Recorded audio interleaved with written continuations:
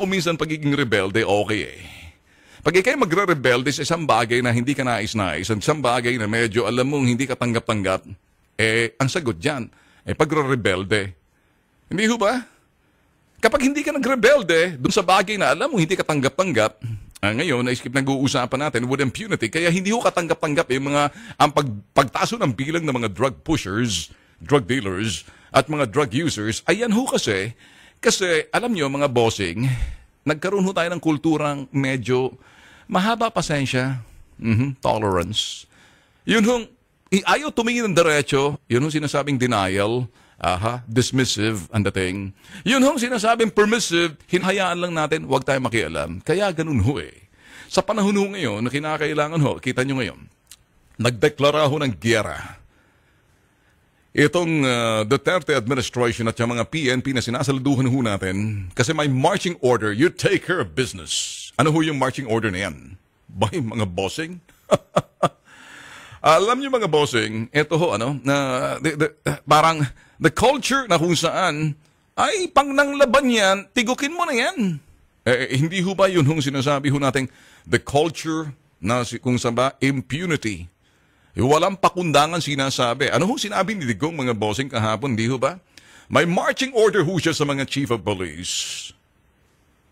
Sa mga chief of police na may mga mayors kung saan ang mga chief of police, pakialam ho ang mayor na maglagay ho kung sino ang chief of police na kumbaga ninanais na ilagay. Meron hong marching order si Digong kay General De La Rosa, pahirapan mo, you make sure boysitin mo yung mga mayor na yan na nilalagay nila yung gusto nilang tao nila kasi sila kumakanlong, sila yung nasa likod ng sinasabing droga at kumakanlong ng mga drug lords. Ngayon, sabi, boysitin yan, sige, kung maaari, I will give you the right to kill the mayors, as in kill, K-I-L-L, kasi sila yung pasimuno sa droga.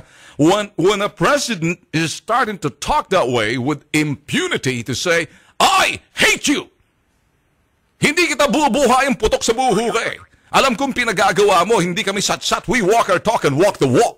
At sending a signal dun ho sa mga putok sa buho. Ngayon, eto mga bagay na to, mga bossing. Una sa lahat, kasuklaman mo. Palitan mo yung lumang gawi, yung lumang kultura na permissive and tolerance as well as dismissive sa mga bagay na sa komunidad na ayaw tumingin ng diretso kasi tinatanggap na yan. Pero ang galing ho magreklamo, angal lang angal. Tayo ho, hihubaran ho natin, ginigising ho namin kayo. At kapag napakinggan nyo rito, nakikita nyo na ho yung mga sinasabi ho natin kasi mga bagay na hindi napapansin, hindi naman binabalita at ayaw ilagay sa balita. Bakit? Hindi ko alam. Tanong nyo sa kanila. kaya para mapalitan ho yung lumang gawi sa bago, with impunity, the culture of impunity must exist. Anong impunity na yun? Alam pakundangan, ang pagpapahayag at pagsusuka, yung mga di ka nais-nais mga gawain. Ala tayong pake, basta't yan ay kabubuti ng taong bayan, kumalat yung sinasabing kultura na hindi na po pwede yan. Putok sa buho ka.